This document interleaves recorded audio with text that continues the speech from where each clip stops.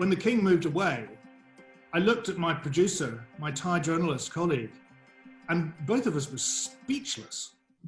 Your Majesty, sir, these people love you, but what do you say to the protesters who've been on the streets who want reform? I have no comment. No comment. We love them all the same. We love them all the same. We love them all the same. Is there any room for compromise, sir? Thank you. Oh, Thailand is a land of compromise. Okay.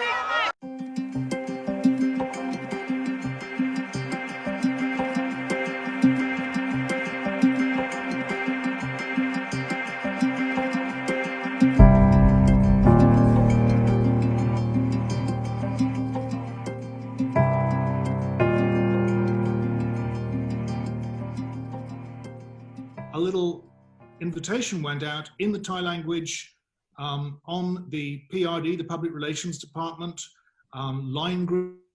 It was seen by my Thai colleague who suggested we have a go. I waited for 7 hours wearing my wool suit and a tie inside the palace, watching the preparations for the royal walkabout. When the king came out of Wat Phra Kiao and started going down the lines of royalist supporters, we filmed inside the palace, and there were special branch people there, and there were members of royal protection, and they were aware of my presence and that of my cameraman, and nobody stopped us. When we went outside the palace gates and were confronted with this sort of like enormous crowd of yellow-shirted royalist supporters, I spotted my CNN crew behind Buddha Isara.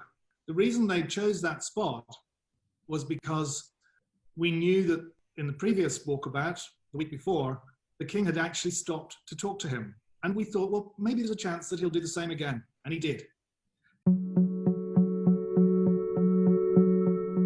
I thought, oh God, no, please just don't say no comment. There's so much to comment on. And I was sort of like urging him to say something meaningful.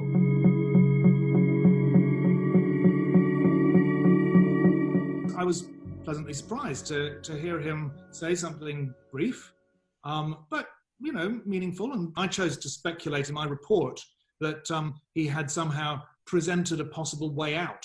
The monarch says Thailand is a land of compromise. To me, that suggests that, well, we're open to discussion or suggestion. That's what it means to me.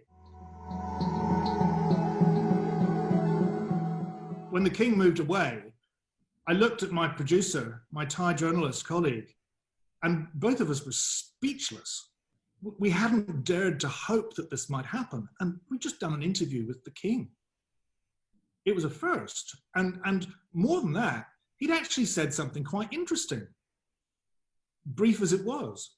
After our report had gone out on air, I was braced for you know, the anger of the palace to be brought in by the foreign ministry, which accredits us as foreign journalists.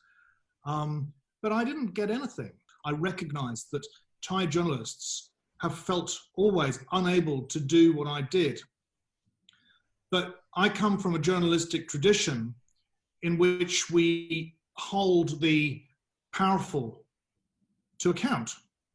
And as a correspondent, I've done this in many countries over the world, but it is simply seeking answers from people who have been silent, but have a position of authority and leadership.